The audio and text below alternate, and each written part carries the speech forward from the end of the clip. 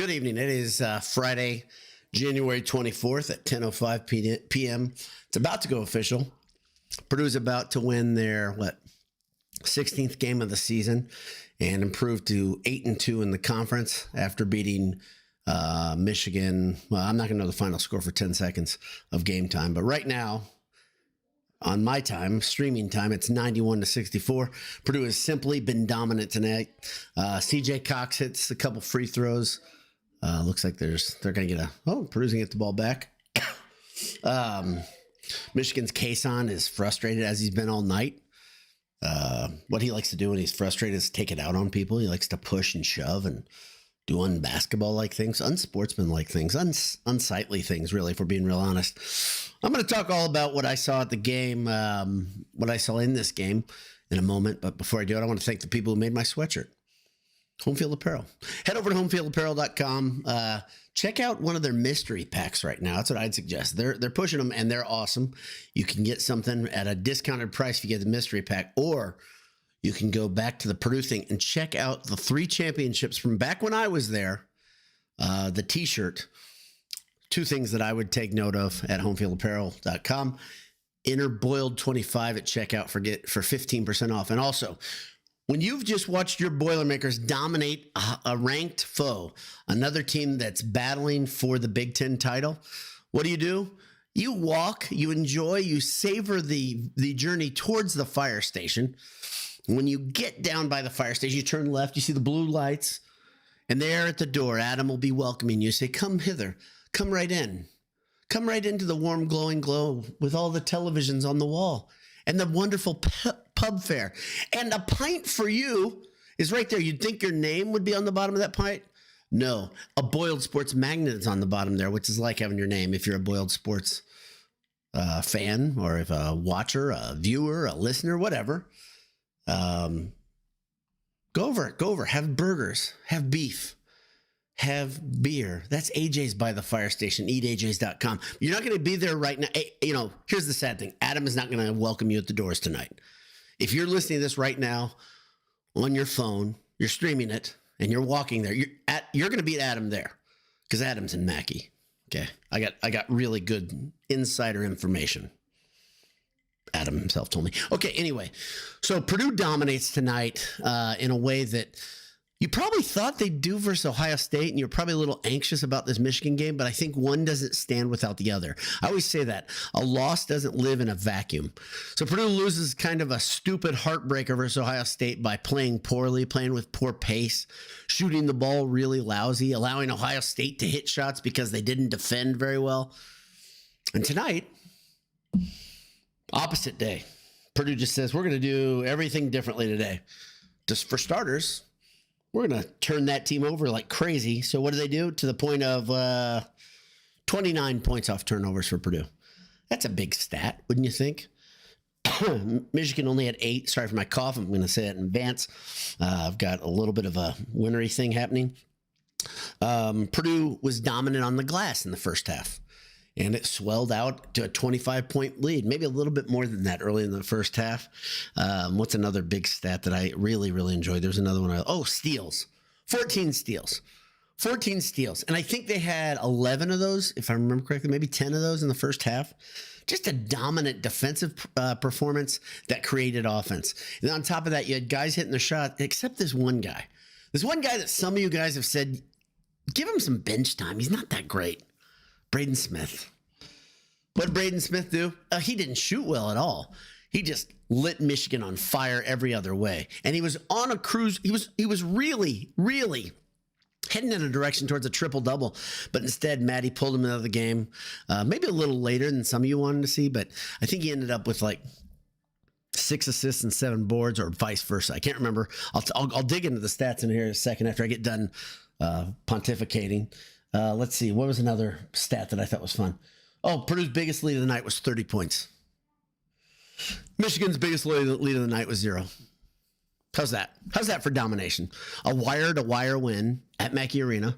My son, LBD, was there with a pal from elsewhere and got the tickets from a Boilermaker. I bet she'll be on here today. I just kind of feel it. but she offered the tickets to me. I couldn't get there because I'd been out of town all week. My wife and I had a getaway. And so just kind of settling in, hunkering down for the night.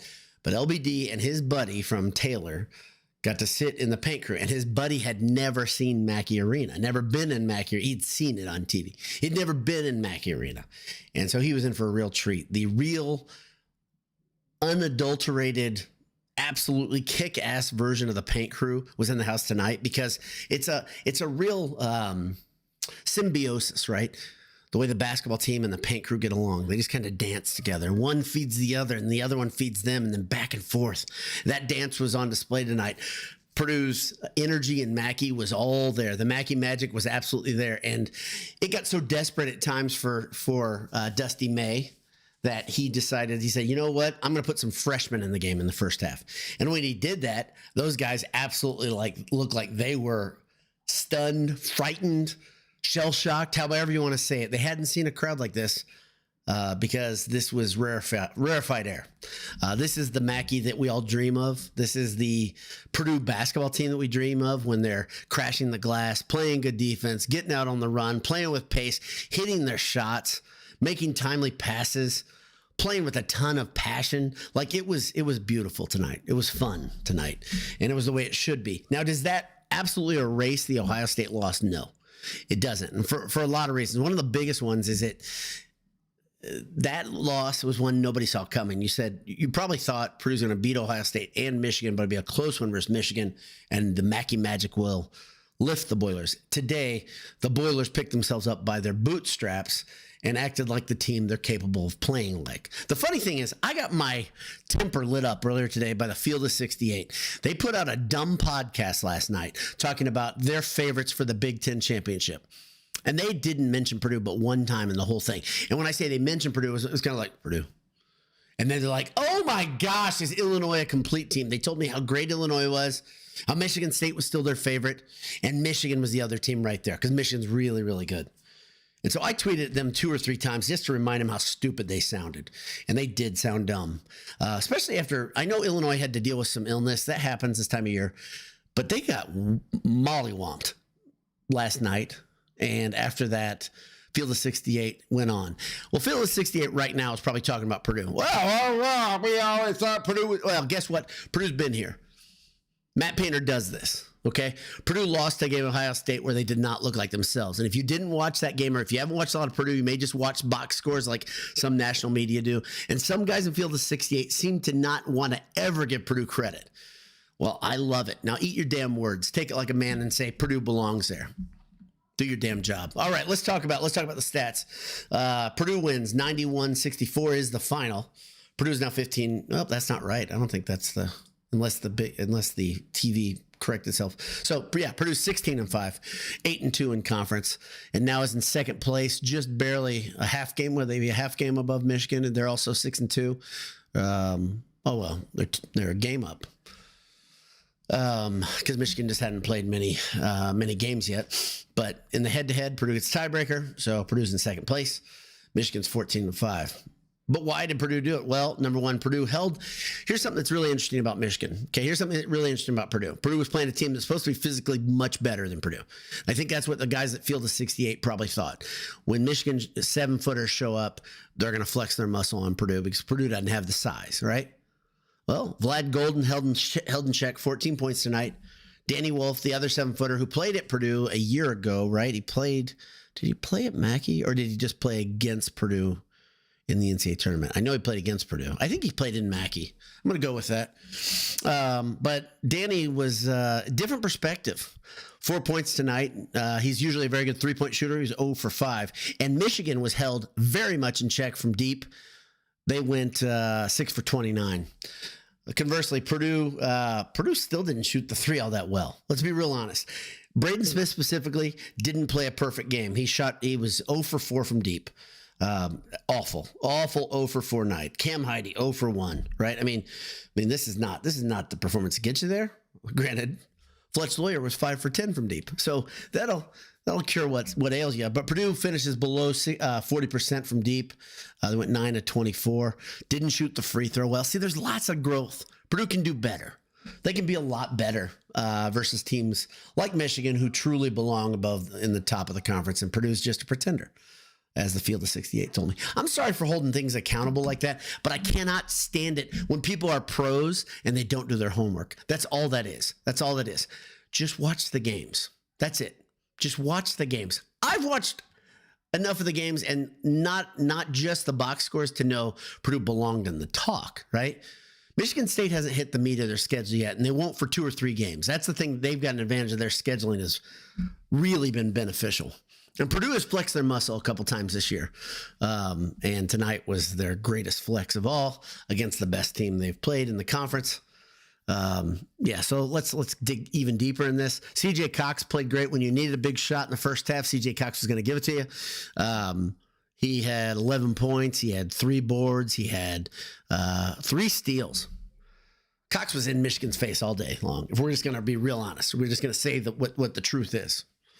Trey Kaufman-Renn played really well, but he was kept off his average because he was in foul trouble all night. He had to sit, I think, 7-8 minutes, maybe more, in the first half. He still ends up with 15 points, 3 boards, 3 assists, 2 steals. One guy that you got to love watching, Caleb Furst. His stats here tonight aren't that noteworthy. He had 6 points. He just had 3 boards. He had 2 assists. He had 2 steals. But the dude is setting the tone for this team. I keep saying the little things is what Caleb Furst does best. Caleb Furst gets nasty underneath there. He's playing bigger, bigger dudes in Michigan, definitely bigger. And he was just absolutely doing his thing. He was setting picks that were crushing. He was setting up the guards. That's probably the biggest thing he does right now that doesn't show up in the box score. He sets amazing screens. He got either his teeth or his nose bloodied today, kept playing through it. A couple weeks ago, I made a quote, and I hate to quote myself, but I'll do it. I said, you got to find a guy on the team that tastes their own blood and likes it, that kind of revels in that. Well, Caleb Furst literally tastes his own blood tonight. Didn't pull himself out of the game, didn't miss a beat. He got knocked around into the turnstile after being on a drive. He got fouled by Golden. He ended up hard into the turnstile, and he still came in. I think he hit his free throw, if I remember correctly. Yeah, he was 2 for 4 tonight, but I think he hit 1 of 2 that time. This is not a perfect game by any means. Surely not perfect game offensively, but it was a close to perfect game defensively and on the glass for about 30 minutes. And that matters. I bet, Michigan out-rebounds Purdue 35-30, but that's really not an accurate stat. I know I like to talk about stats and opinions, but that's one that tells a lie. Purdue was great on the glass tonight. Great. Purdue also, they didn't dominate Michigan on assists, 17-16, but they did dominate in that stat as well. They absolutely did. Let's see what else. Only 1 block as a team for Purdue. CJ Cox defense, Caleb Furst rebounding and hard-nosed play. He was going after the rim. Every time he gets near the rim, if he doesn't pump fake, which I hate it when he pump fakes, but if he doesn't pump fake, he's looking to rip the rim off the glass, right? Off of the, I know it's not attached to the acrylic, but he's looking to absolutely do damage, and it makes a big difference in Purdue's mentality. Braden Smith, let's go. Fletch Lair first. 18 points for Fletch, 3 boards, an assist, 1 turnover on 5 of 10 3-point shooting. Fletch was looking for a shot, and he was making it. And then you have Braden Smith, the guy who probably gets sick of being, it's funny. Pre-con, they said he's the player of the year. You get that prediction. And yet, before games, it's almost like he's the invisible man. People talk about everybody else's good players, and they don't talk about Braden Smith. And maybe Braden Smith done a little bit that to himself. The way he played versus Ohio State at times is like, man, this isn't the same guy. That was a bad game, an off night, whatever you want. But you saw Braden Smith with a chip on his shoulder tonight, and ends with 24 points, 10 assists, 7 boards. Goodness gracious. So he was real close.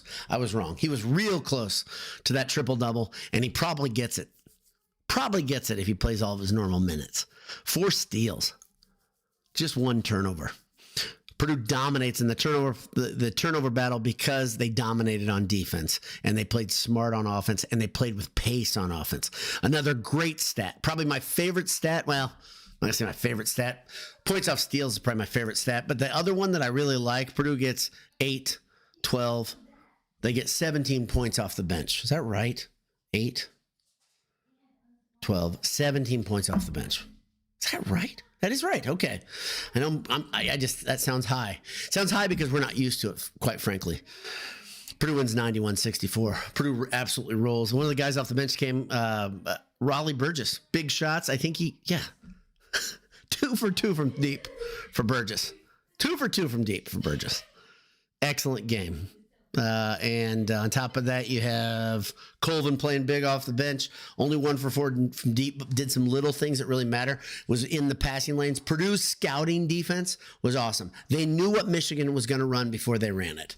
Before the game, I meant to say this earlier, before the game, Dusty May said this Purdue game, and he kind of said it with a smart-ass smirk. Tell me if I'm wrong. You can tell me I'm wrong. But it looked like he had a smirk. Maybe he always has a smirk, and I haven't been studying Dusty May enough.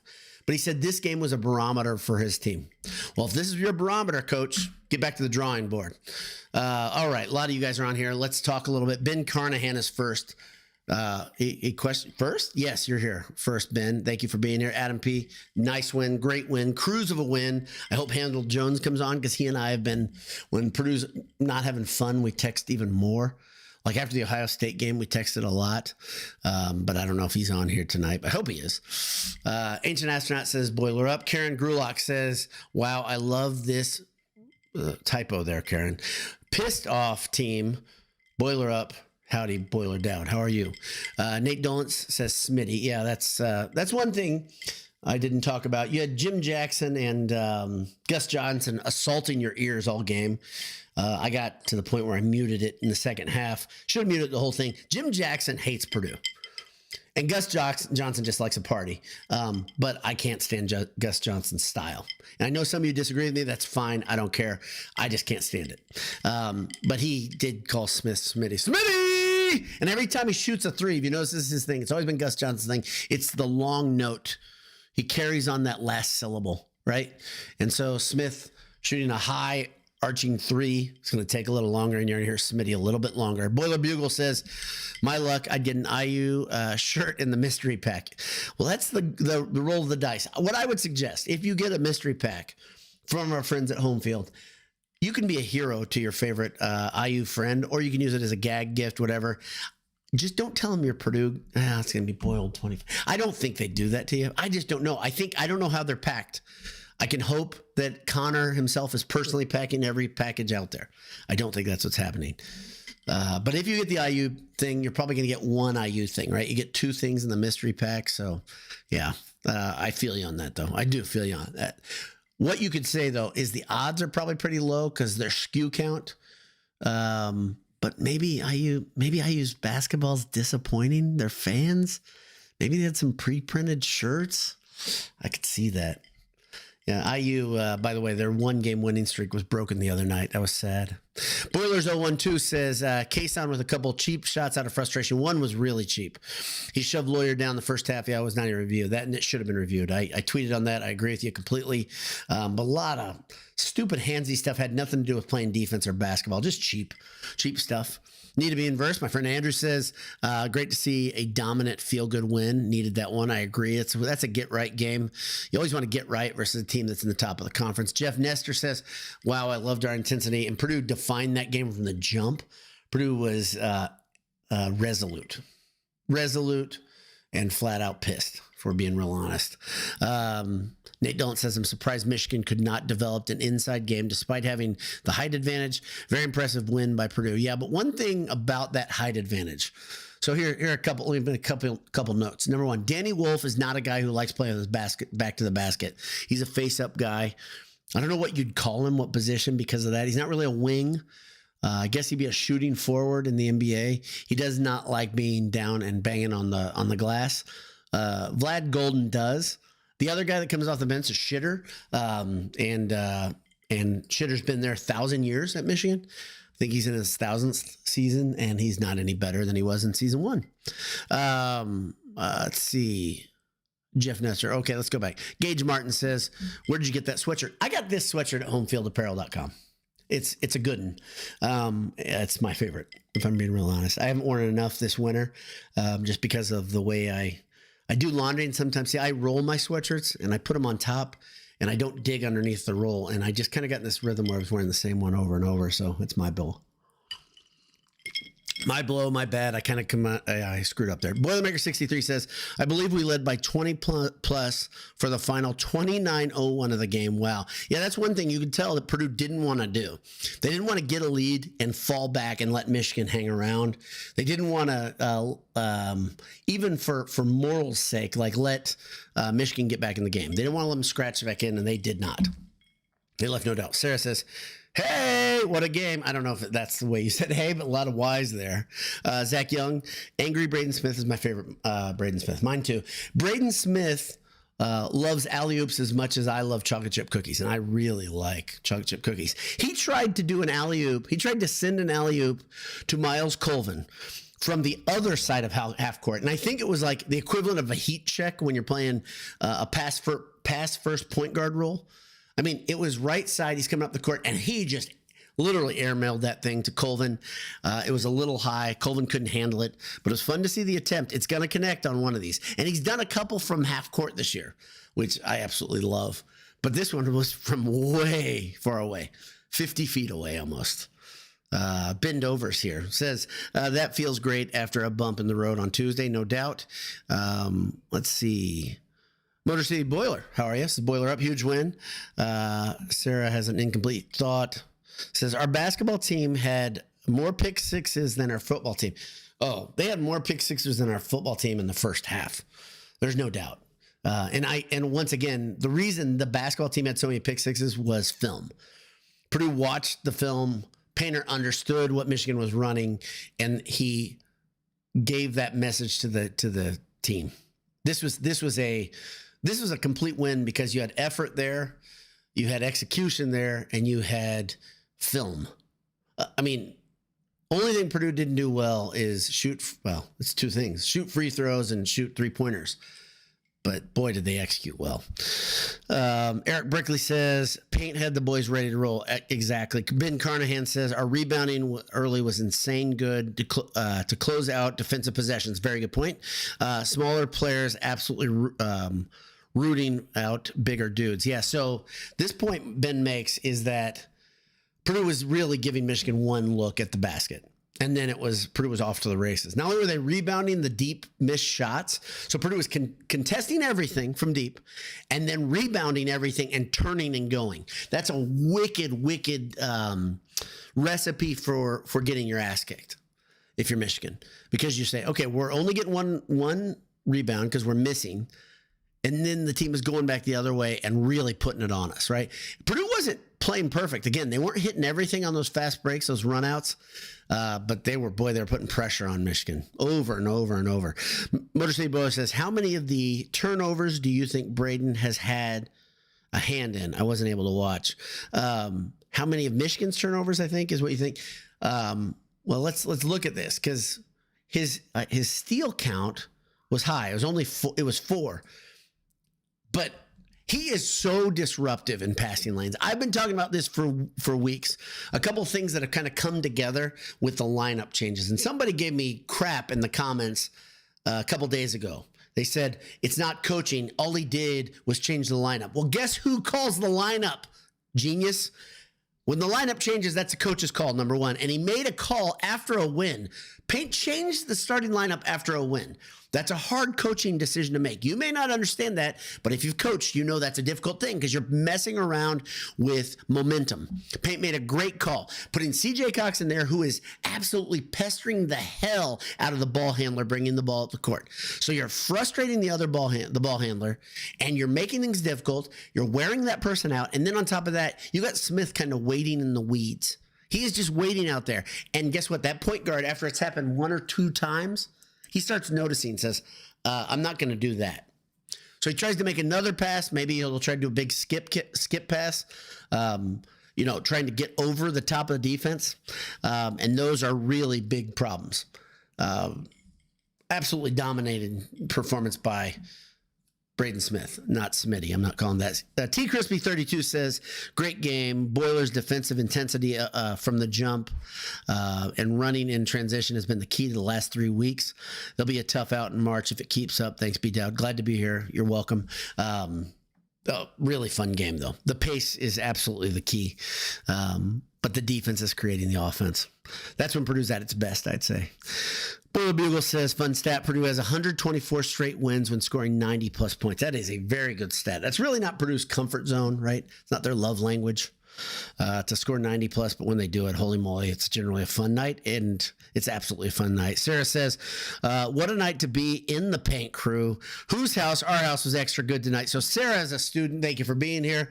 Sarah, you sound like a great young lady. You should look up LBD sometime. He's a fine young man. Jeff Nestor, nice contribution for the bench. The bench was awesome. Like you heard me recount it. How many times? 3 times? 4 times?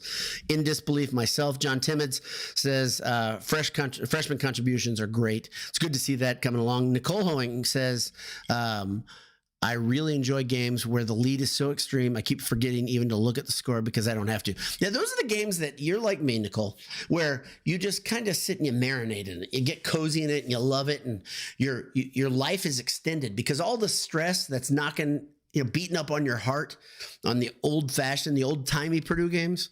This is the opposite of that. This is one where your heart's just like dun, dun, dun, dun, and it's happy. It's happy time. Not a bit of stress. By the way, this Purdue team has been pretty good with second half leads this year. Can we say that? I think we can say that.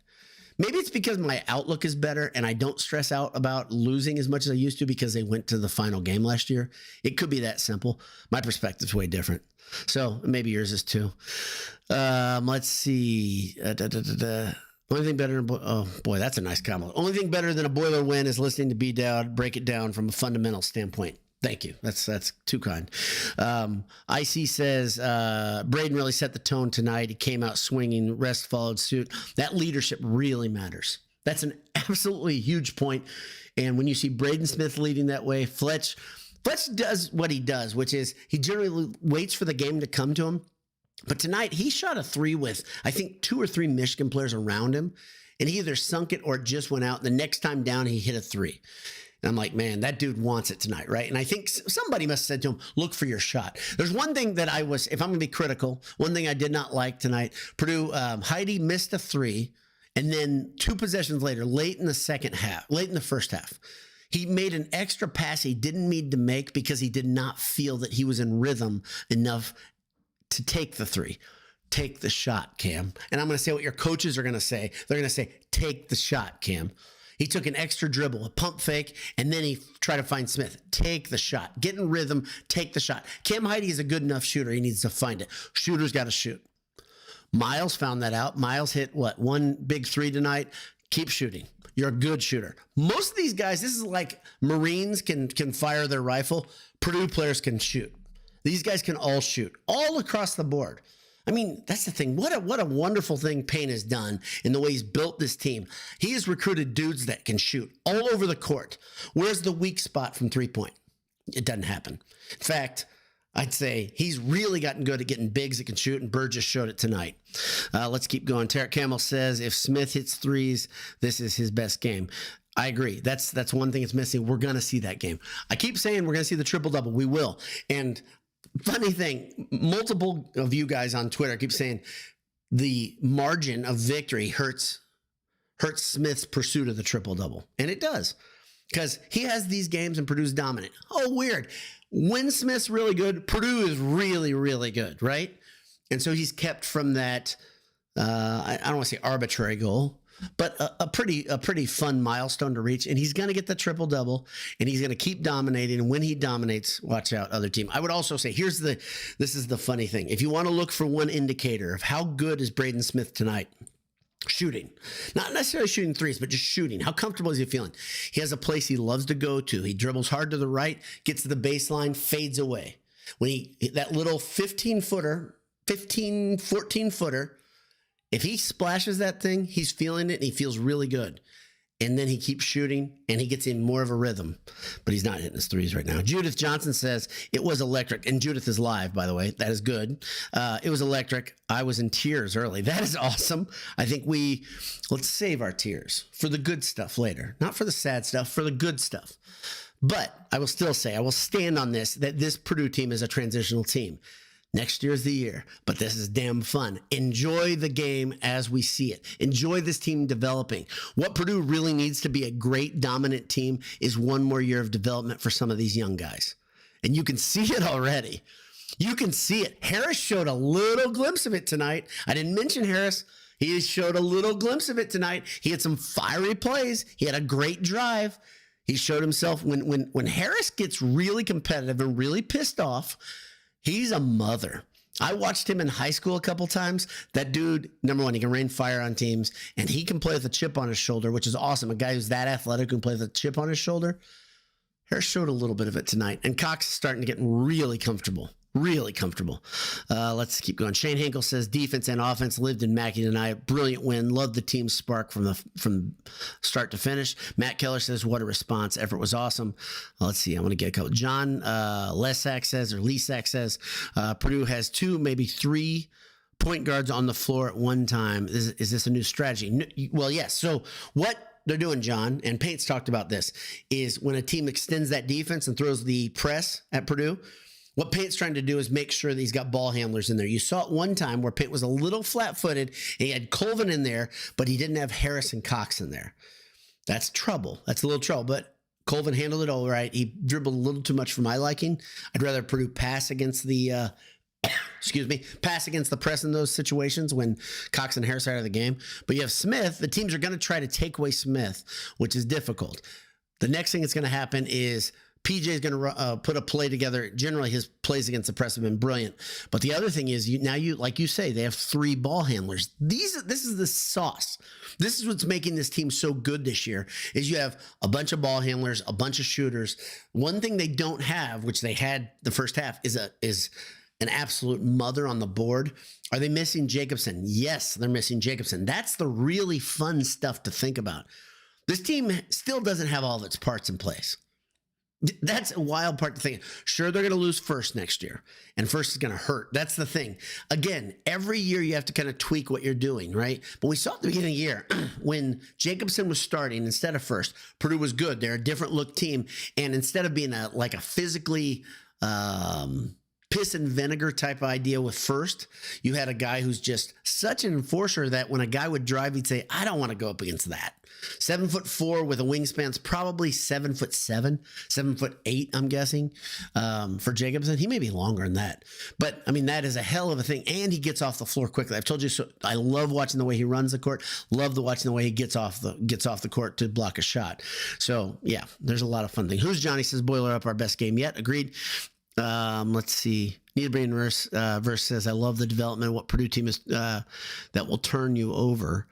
Wasn't on my preseason bingo card, but man, our guys are really impressive on defense this season. They're very, very good on defense. They're very intense, and this is what Paint wants out of teams. Justin Crone says, I wondered how Purdue would handle 2 7-footers in the pick and roll. We never really saw that in action. Didn't let them get comfortable, number one, and they weren't in the position where they could run their offense effectively. I mean, Purdue sped them up. Purdue did what a lot of teams have done to Purdue in the past, and it made them uncomfortable. Boy, America 63. Boy, this thing jumped around on me. Where is he? Okay, I don't know. That went away, and I'm sorry. My screen just went stupid. Big Time Boiler Grant says, what a beatdown. That was awesome. Don't know if you were there. Hope you were. Let's see. I want to get another name. Andy Buck says, Boiler Up.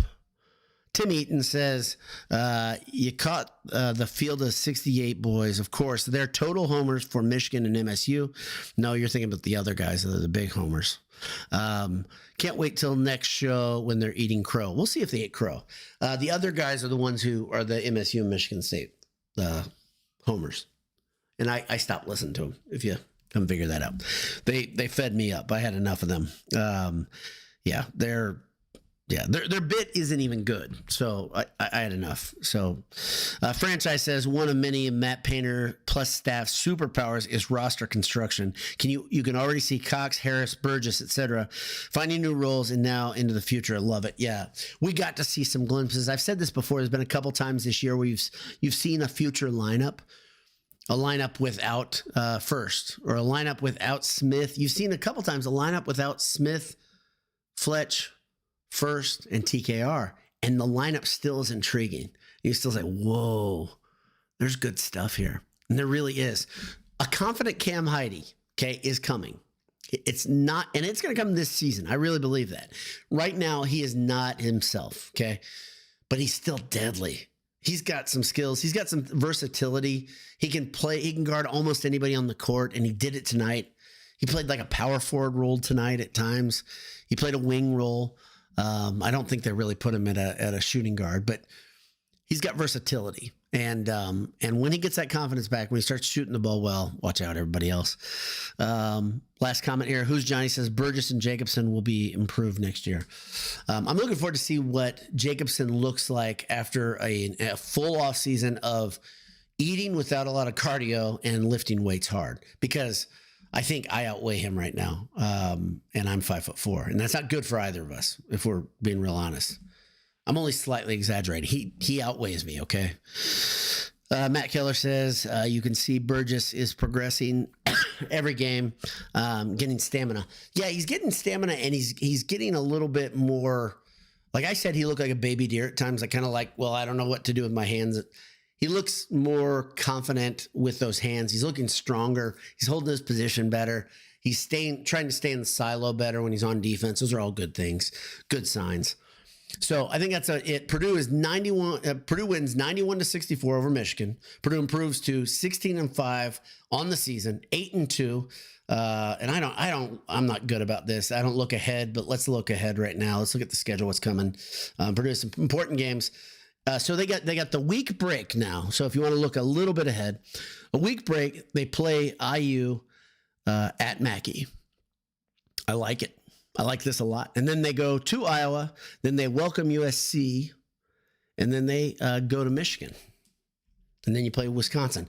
There's a couple games in there interesting, but there's not, wow.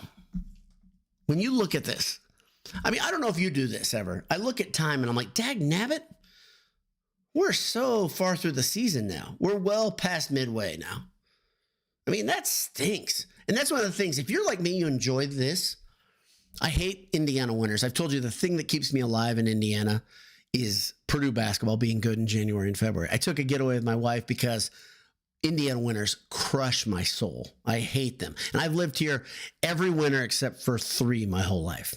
I think 3. 2, I hate it in January and February in Indiana. Full confession. Hate it. I can't stand this blistering cold we get, the wind. Can't stand it. The gray skies. Can't stand it. But this is my sunshine. If I'm being real honest, watching Purdue win, watching Purdue kick somebody's ass in Mackey Arena, being able to be in the house for one of those. Incredible. I don't know if you're that way. Adam is here. Says boiler up. Good to see Adam. He made it home safely from Mackey Arena. When I say home, to the blue lights of AJ's, I'm assuming. Kevin in Albuquerque, I didn't hear him comment, says, sorry, is at church praying for this kind of win. So thank you, Kevin. Thank you for praying. I'm going to church on Sunday. I don't go to church on Friday, but that's good. The more church, the better. I'm all for it. More prayer. I absolutely believe in the power of prayer. So it worked. Yo says, gosh darn, we're going to the dance mix. Now we're going to after hours. Yo says, it was fun to dominate with Ren being, without Ren being a huge part, because we have to be more versatile than PNR and TKR one-on-one. PNR and TKR? I don't know what that means. But TKR, yes. I'm with you there. Jeremiah Easterbrook says, watching from the beginning, driving back from the game, always a pleasure, Dowd. Always a please, Dowd. Thank you for listening. Thank you for watching. Appreciate it. Let's see. Straight Campbell says, God doesn't care about Purdue basketball. He's got bigger problems. I could get into theological debate about this because I don't talk about that very much. God absolutely cares about the souls of the individual. God absolutely listens to every prayer that's sent up to him. And we can debate about basketball and sports and the importance of sport. Do I think sport has an internal effect? No. Do I think what the individuals do in the game matters to God? Yes. Do I think that we get out of jail free card when we play sports? No. When you're on the golf course and you act like a jackass, God's watching. And some of us think there's a veil or a dome while you're over the course. There's not. You're still a human being. You're still under his kingdom. You're still under his rules. So there we go. God has no problems. That's exactly right. And God has no surprises either. if you want to be real honest. There's nothing that surprises him. Already knows the answer. With that, I'll say God bless you all. Hammer down. Have a great evening. Purdue just dominated Michigan. That was a ton of fun. Regardless if you prayed or not, the prayers worked. The prayers do work if they're from the righteous man. We'll see you.